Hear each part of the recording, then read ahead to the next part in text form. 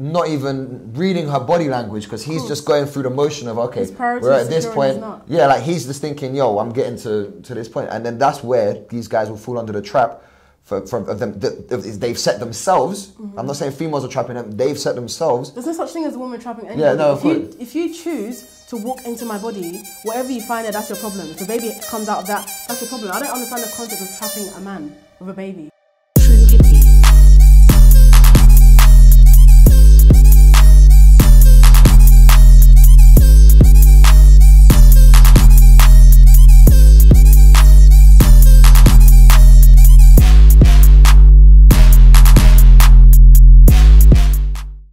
How come, fam, don't get me angry. The hashtag has nothing to do with my guy didn't bring me roses on Valentine's Day, men are trash. The hashtag actually got its traction. It didn't start, but it got its traction because a woman named Karabo, who was 22 years old in South Africa, was kidnapped and killed by her boyfriend. That's why the hashtag started. My thing is, not all men are trash, yeah? But I have a theory that all men go through the men are trash phase. Like, I think that every guy goes through their men are trash phase. Like, I know someone who recently got married, and I know you were doing trashy behavior like a month ago. Do you know what I mean? And it's like, you decided that you were getting married and you just want to sell your wild oats. But I also knew you when you were doing your thing. Your girl was none the wiser. You were running through everything with a vagina, and now you're married and you're gonna do that. Like, oh, I'm a good guy. Like, okay, I think that personally, just to put out there, I don't think men are trash. Just saying. I don't think that men are trash. I think that sometimes male behaviours can be perceived to the female as trash behaviours. I guess I'll take it away. Yeah. First of all, I don't really identify, or I don't really use the phrase men are trash anymore, because I feel like it's a really, really annoying, reductive phrase. It's very inflammatory, but there is still a lot of truth in the phrase. So that phrase essentially addresses the fact that men are the most violent creatures historically and currently to exist on the planet. And that violence isn't necessarily like just punching or killing. It's also about the attitudes and the way that they dehumanize people who have less power than them. In terms of misogyny, for people that don't know what misogyny is basically the hate of women and treating women as less human. So it's this idea that women aren't really people. And when you treat someone like less than a person, how you behave towards them is that you give them less rights over their own bodies, you trivialize their existence, you exert your power over them and use it as a way to fill the void of yourself. No, this is you, because I know men ain't trash. That's what I know. They ain't trash. I don't think men are trash. Okay. I think we make mistakes like everybody else does. I feel like female makes mistakes, male make mistakes, but now we got this big title, black men. It's not even just all men, it's black men. That this big title, men are trash. Don't put me on that umbrella. I'm a child of God. I don't believe that all men are trash or all men go through a trash moment. Okay. I believe that all human beings go through a trash man world.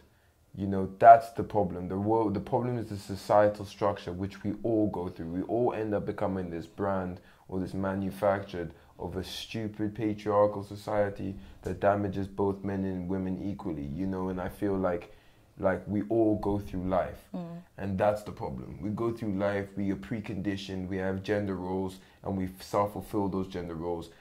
I know when I meet a man who's been loyal to his girlfriend, and like they've been on a long distance relationship for 2 years, my man hasn't had sex in a year, I'm like, bro, are you crazy? How the hell? And he's like, no, because I love her. I'm like, I'm sorry, bro. And everyone at the table's laughing. Even the girls are like, wow. A change in behaviour. Yeah, so maybe a woman has noticed a change in behaviour from a man, yeah? And you know men, they can't really express their feelings as easy as women can. Yeah, some men, yeah, so some. And the majority of men that maybe I've come across, and maybe the ones that this Men Are Trash title applies to, are kind of like that. They kind of, you know, they have feelings, but they don't express it. I think that maybe a woman's kind of noticed that, and it's like, it's kind of, you know, not that we're psychotic, but women think a lot. We think about so many things. Like, that's why we are the foundations and the basis of every family, because we think for the family. Yeah? I didn't say anything. Okay, good. What? So Coming from me, I sometimes didn't even say anything. okay. Can you see? All right. Can you see? All right. Yeah. I'm clearly here listening. Let me land. I'm listening. Let me land. Okay, so a woman thinks that a man is behaving differently, etc., etc. And you know, it's like there's two ways to kind of take it. You know, and it's like, oh, okay, like why are you acting different, or what's wrong, or whatever, whatever. Then a man can be like, oh, like why are you acting like that, or why are you moving like? Do you know I like you? Like, you know, you've heard that before. Not heard that before, but you know that kind of, oh, you know I like you. That kind of men kind of expect us to know their feelings, and you basically manipulate people, and you are basically just recreating the violence that is already in your life. So I feel like what's happening here is that there's a major disconnect between the two genders, and men inherently are not bad people. It's a learned behaviour. They're taught to be that way. So it's like from the moment that you're not born being a predator. You're not born being someone that hates women, but these ideas are instilled in you through policing your own relationship with your emotions and the feminine side of you. Because what a lot of men don't understand, or what a lot of women as well don't understand, is that men also have a feminine side to them, and that balance is very, very necessary. But the problem we're having here is that we've been taught the wrong definitions of masculine and feminine. So we're taught that women can't be logical or can't be problem solvers, and men are the logical and problem solvers. But the problem here is that that way of thinking harms both women and men, because if you're telling men that they're problem solvers and they should be logical, then it means that when you do run into a situation where you don't know how to solve it, then you take that out on yourself, and you start to view yourself as less than a good person or less than a useful person. That's why the hashtag started. Hashtag men are trash. Because it was to highlight that this is enough of an issue. And that's the whole point of that. It has nothing to do with, oh my God, like black men. I can unpick that a little bit. I'll humor you here that, like, okay, black men may be highlighted, but that's like the systematic problem against black men. No, it's true. Against black people of color, you know? So that's why it's made, like, everyone wants to go, oh, but black communities, black on black crime, or black people do this to each other. No, okay? It has actually nothing to do with the fact that this case, South Africa, she's obviously a black girl. Yeah. It has actually nothing to do with that. It's enough of a systematic problem. That's why people are holding on to this men are trash, are changing it. They didn't change Me Too. They didn't change Time's Up. Exactly the same point. It's against domestic violence. It's against sexual harassment. It's against sexism. It's against gender equality. It's against all of these things that are happening to women, and that's the whole hashtag. Actually, that's the real reason behind it. But the fact that they are just as exposed to it. We self-fulfill because it's our society. We're the ones that are privileged by it. We're the ones that exploit it to our benefit, and women are the ones that are oppressed by it, and then learn to conform, and most become conforming and aren't willing to confront. Yeah. But we are all exposed to it. That's I'm what I glad meant that you to said say. Privilege, because it's male privilege. Absolutely, like, male the whole privilege. men are trash thing is male privilege. Like, Absolutely. men get away with so much stuff. Like, it's like women cannot get away with a third of the things that men get away with. Fully. And when we do try and do like a smidge, like, and show you guys what you do, women are trash, women are this, women are that, da, da, da, da. Like, and it's like, yo, bro, like, on a day-to-day basis, like, when you say something like that on a day-to-day basis, though, how would the normal man benefit off of the violence towards women? Like, so how it works? Like the standard guy down the street, how does he benefit off of violence towards women? Yeah. The standard guy off the street basically can easily walk his way into a job interview, whereas a woman might have to do a few things to get it to work for her. The standard guy off the street who has no idea what we're talking about, he could end up maybe like being drunk off his face somewhere. He'll still end up home safe. He might get robbed maybe. We won't be killed or murdered or raped. Maybe there's a slight chance he might be, but that chance is very, very, very, it's like hair slim. With a woman, if she gets wasted on a Saturday night and ends up going home on her own, there isn't really much of a guarantee that she's going to get home in one piece. It's not safer to do so. Exactly, there's a reason why that is. Yeah, because men get to have the privilege of safety. Men get to have the privilege of, being these versatile human beings who have personalities, whereas with women, it's like, if you're a sex worker, then all people are going to refer to you as is a sex worker. You're this bad person who enjoys being paid for your work. That's literally it. So it's like men just, again, don't communicate and say like, oh, do you know what, like, I really like you, but I'm just seeing where it goes right now. Do you know what I mean? Like, my head isn't in the That's type not of space difficult, to you know. commit and stuff I don't know, like for me, that, which is I just honest. don't find that difficult. It's not. I like you. I want to see how it goes. Yeah, and just see No how it pressure. goes. And some men, you know what I mean? We don't have to be intimate in any respective. Let's just enjoy each other's time. Why are you laughing for? Liar.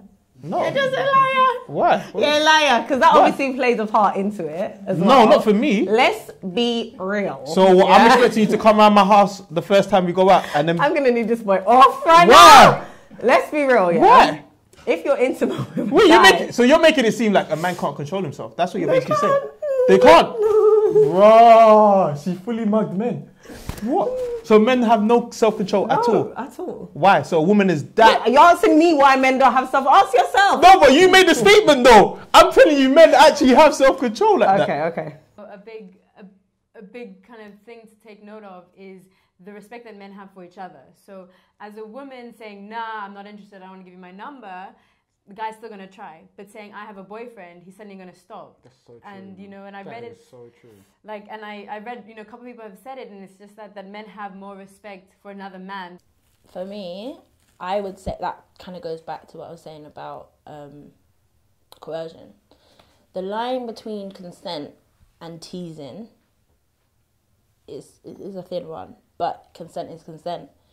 And when I say coercion, okay, for instance, I feel like it goes back to men are coercion. That just for the viewers out there, it's basically seduction.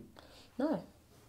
Like trying to. This is the thing. A female will understand when I say coercion, yeah? A male will not. Because, and this goes back to the rape culture, right? So, your female's 18, yeah? Maybe her dad's not about, and she comes from a single parent family, and she's, you know, this is a massive stereotype, by the way, that I'm using. Female girl brought up by her mum, no father figure, and she meets a guy. The guy, and she's not gone there with any intention to have sex. She's literally just there to chill. Like, she's not understood her worth in the sense of, let's go out on a date. You'll now come back to my yard, girl. Cool. She's gone back to the guy's house, and the guy's like, oh, like, you on it? Like, you know? And she's like, no. And he's like, oh, you're being long. She's already said no once, yeah? Cool. Then it's like, oh, like, come on, like, stop being long. Like, come, let's do this. I know you want it. If we do this, you'll like it. She said no again, yeah? Keep saying no, and he's wearing her down.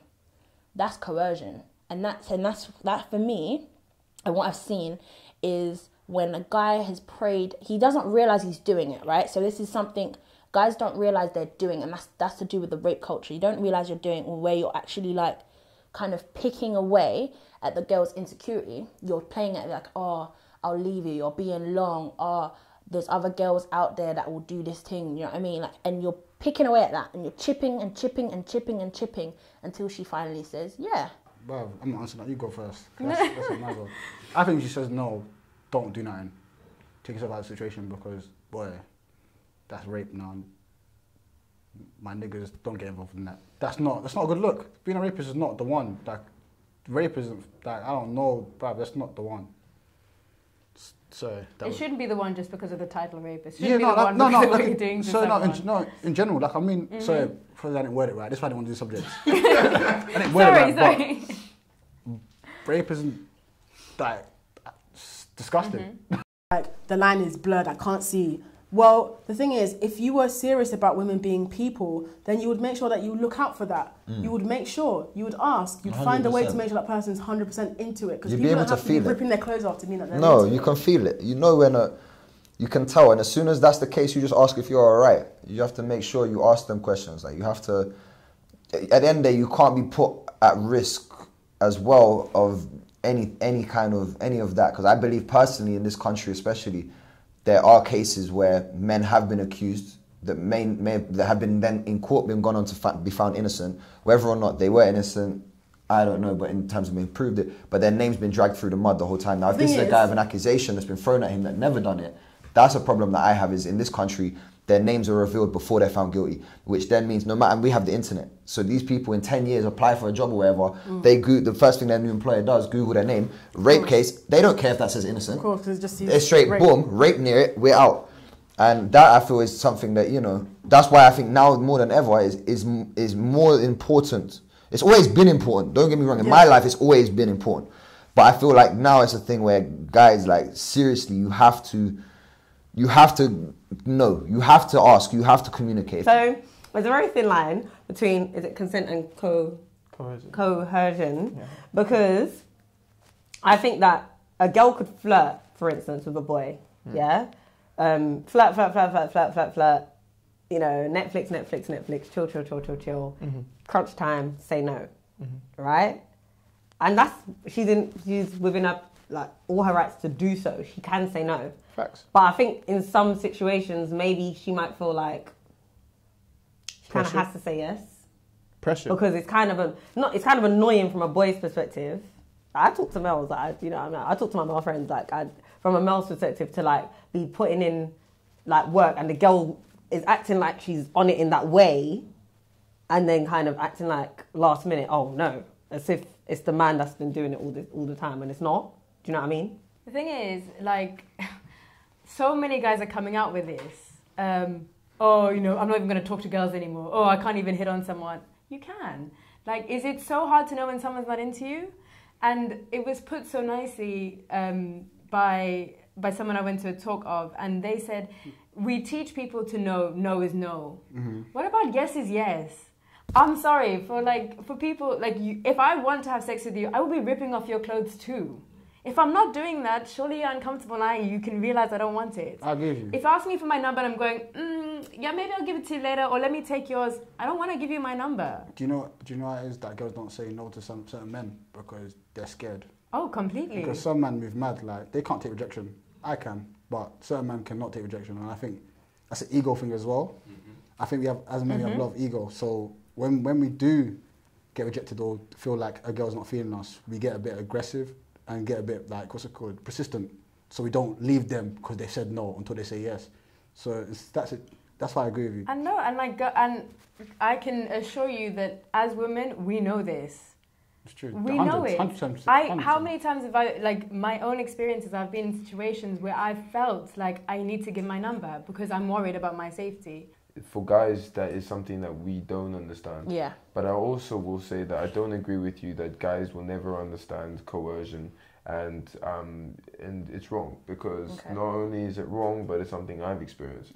I've experienced a girl coming in, me not having a lock on my room, and her continuously coming in the room and me saying I've got work in the morning, I'm not interested, and her jumping in and begging, to the point that I got so angry, picked her up. Yeah, I'm physically stronger than her, so I picked her up and put her outside the room and tried to barricade my door, and she literally pushed everything open and would just continuously, and to the point that I had no choice but to give in, and hated it. I didn't even move the entire time. I was like, I can't believe you're even doing this right now, and I've never felt more sick. So I want to stress that it's not just women. I'm an extreme. I know most men won't have the experience I have, but I will stand up and say, yes, I am a man, and yes, I have experienced it.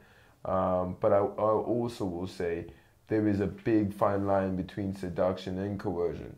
You know, there is this kind of, it's the same, you know, in the whole, you know, sexual attraction, this whole kind of, I'm not the easiest to get, so I'm going to make you work for this, you know, kind of mentality, you know, where it's kind of this playful, there is this playful, like, not hesitation, but playful kind of, no, like, not yet, I'm not, like, you know, you haven't earned this yet, you know. I don't know. For me, I wouldn't say it's seduction, because I feel like that's what guys seem to think it is, or like, and I say guys because it's a thing where I've noticed, like, speaking to other females, it's a guy thing. Like, guys think it's seduction, like, she's just trying to, like, play hard to get, and it's not that. Fully. It's so important that you communicate it, and we're learning through stories like the Aziz Ansari thing, where he felt like he did nothing wrong. He felt like, well, you know, she was sucking my dick, we had fun, we were having fun, she was stripping with me and all these things.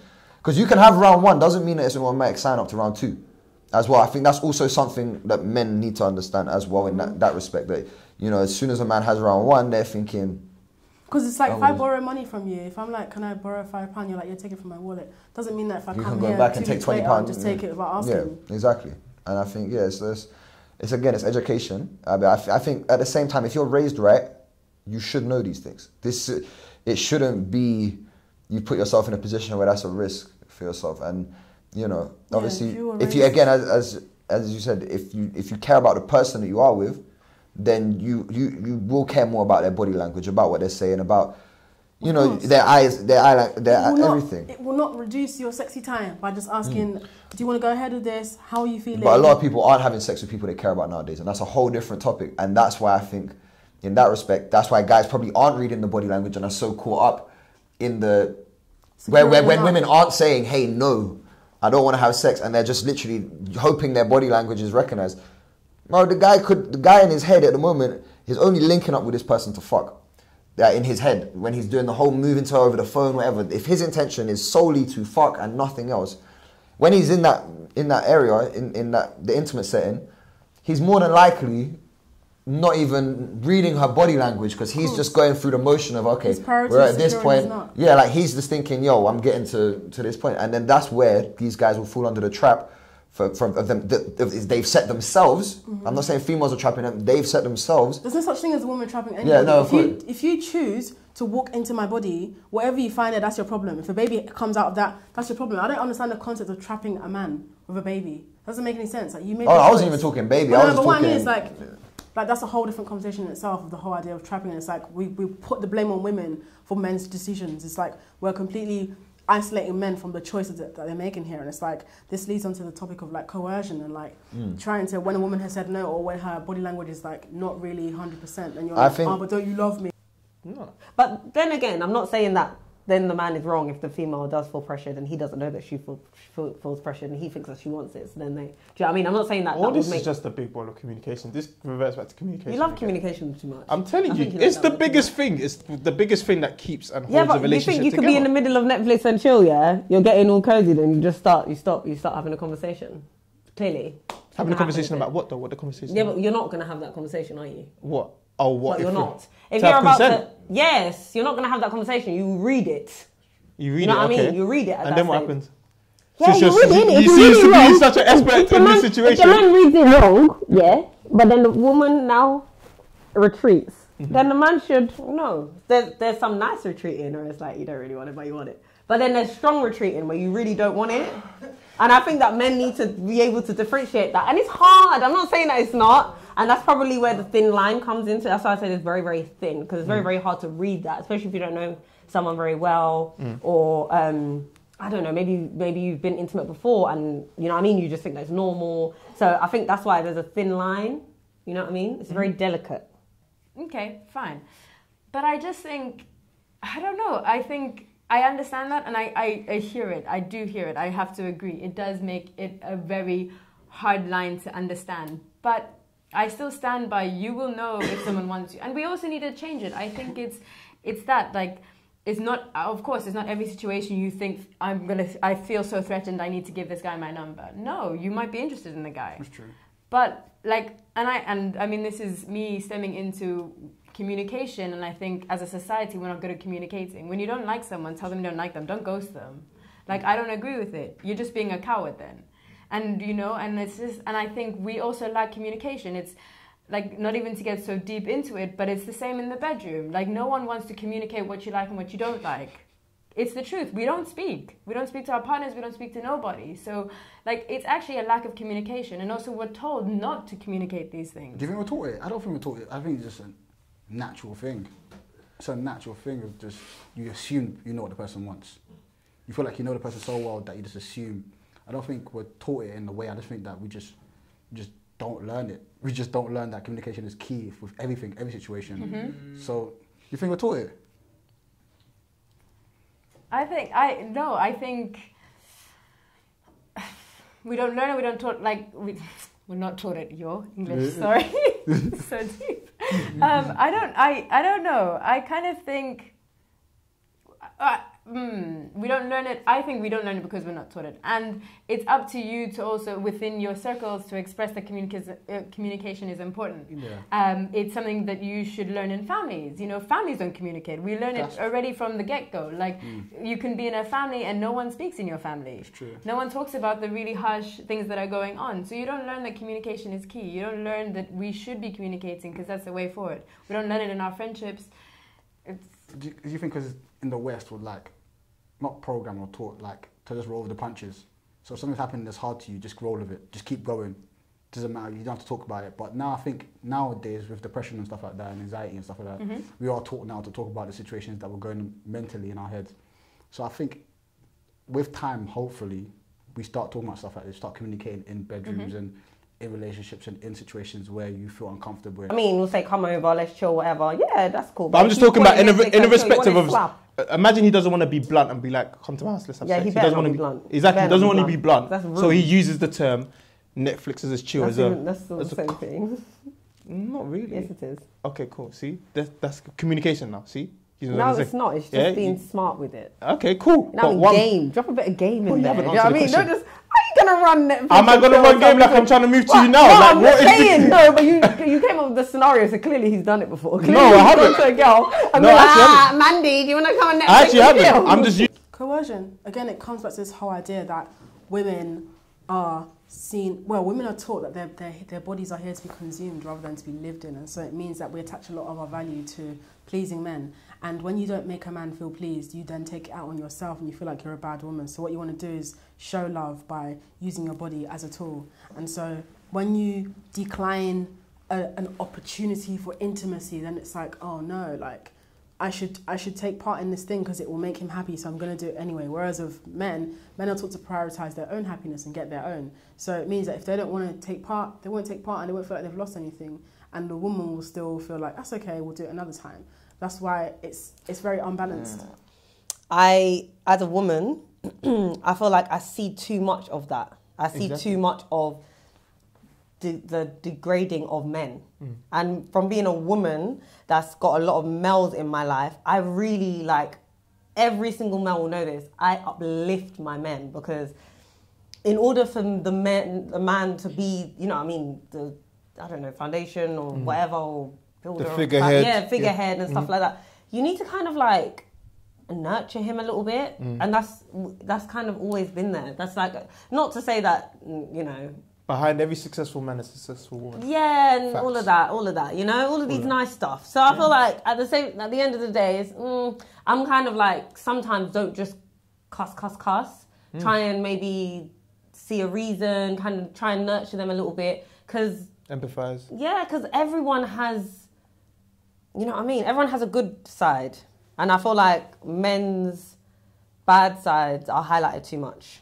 It's when women address men as toxic creatures, this is not a personal attack, it's about a system that's being upheld and will continue to be upheld by men.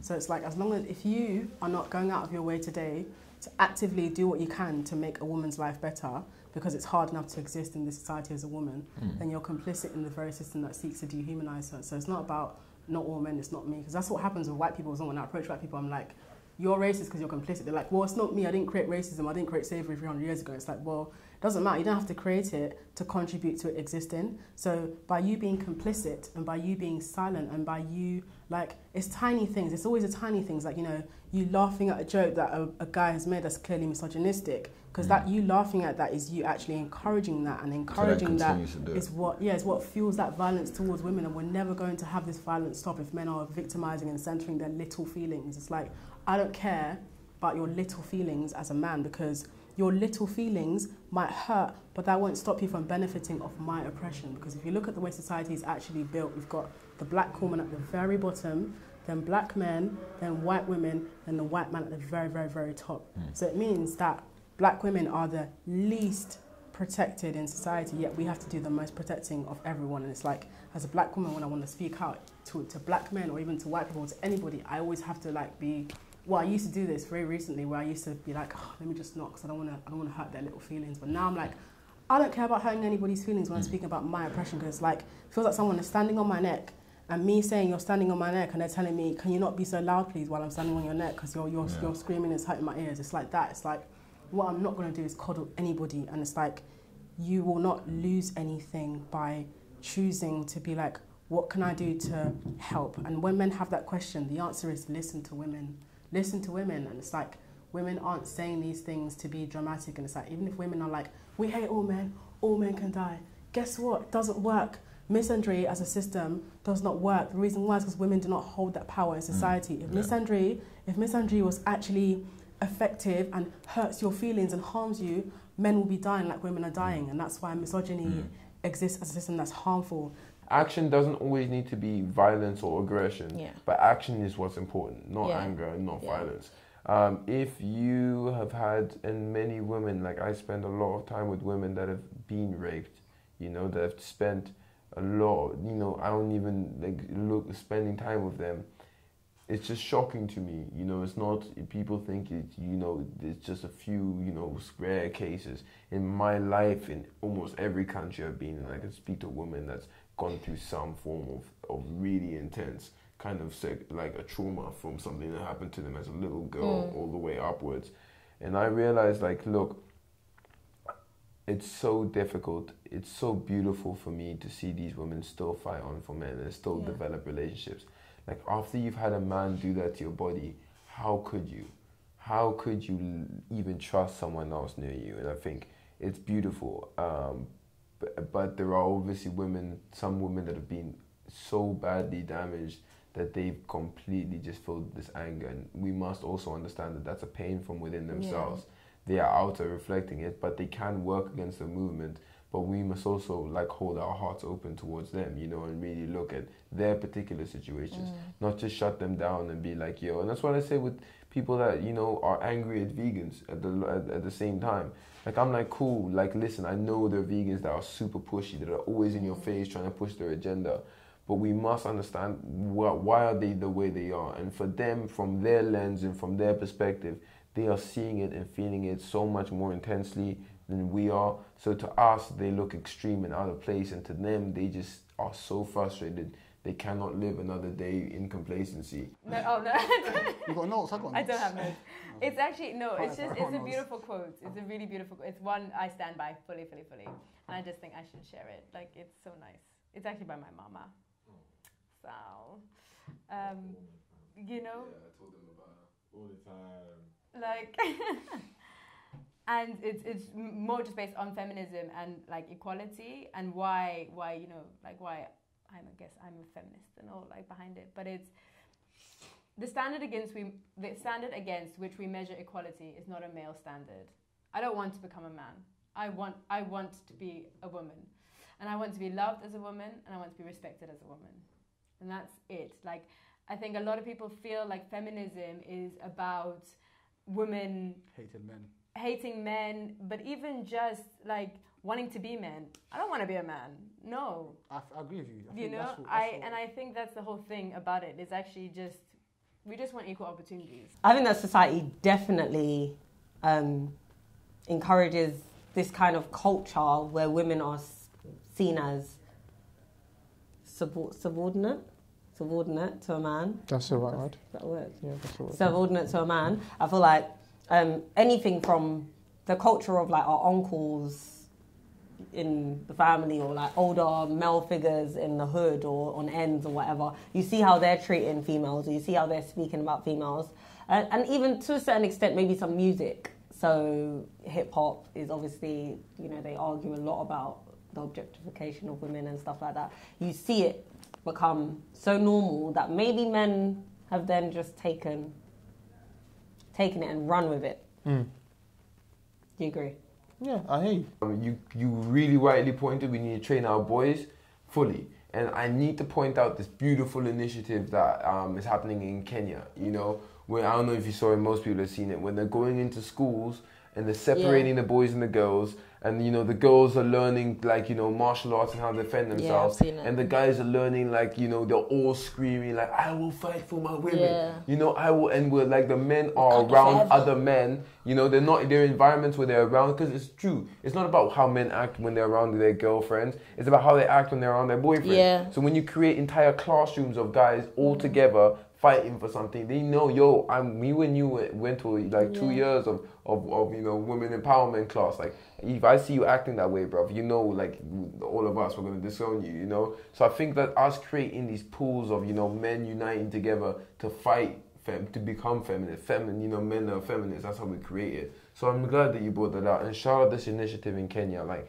this is just one show, a small example of what can be implemented in educational facilities around the world. Okay, if you wanna I will tell you my experiences. I was talking to a man and he was wanking off in front of me. Jesus Christ of Nazareth. That's happened to me. Is that me? Women say these things, yeah? I've never in my life seen it. I've never had a man jump in my bed naked. I've never in my life, I introduced myself to him. That was the only thing I said to him that day. I introduced myself to him. I didn't look at him twice and he jumped into my bed naked. See, in my opinion, I've never seen this happen. As I said, I can't speak for women because they go through things that I never thought that happens. Like, a man, maybe like him, no, I was going to say something wild, but then I thought, nah. But those are, you know, like, and that's not even extreme. And one by one, they speak to each other about it. It's not a woman's job it's not my responsibility to take this down. I'm not going to dedicate my reality to deconstructing a system that only exists to dehumanize me, because it's just going to be a life wasted on trying to fight something that will always be bigger than me. Yeah, it's definitely more on men to fix the issues, but again, it's also up to the women to communicate effectively what these issues are. Because again, we can't look through your lens, you can't look through ours. Of course. So men may make an attempt to try and fix things and get it drastically wrong because they just aren't aware. So I wouldn't say it's the responsibility of the woman, but I think at the same time it's a role that they have to play in it, in communication, so in order for us to understand. How this will work is that men have to just simply listen to women, because women have been expressing and been saying what's wrong. That's the problem. It's unwanted. Like, it's unwanted. No, I agree with you. I hate wearing bras. I hate it. Jeez. But nipple guy. Oh shit. That is exactly. But the thing is, Saki me out. That's it. Saki me out. I hate wearing bras. If I don't wear a bra, guaranteed, my whole train ride, I'm gonna have men staring at my boobs. Guaranteed. Do you know how uncomfortable these things are? I can't tell you why they do that. But boy, it's tight. It's tight. As sometimes it's just so tight.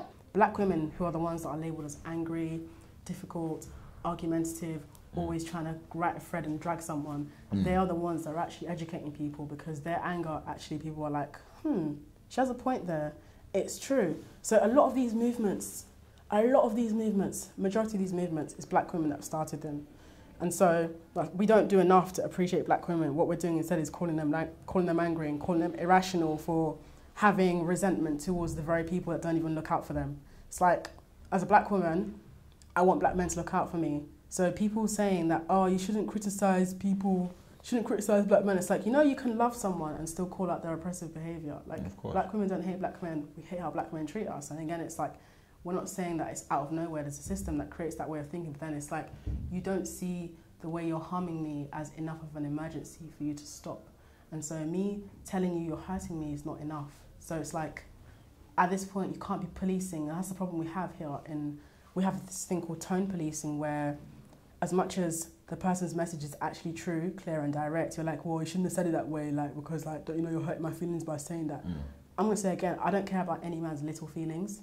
And that's not me dehumanizing or devaluing the importance of men's feelings. No, it's me saying that no matter how hurt your feelings are by my delivery, that won't stop you from benefiting off a system that was created for you.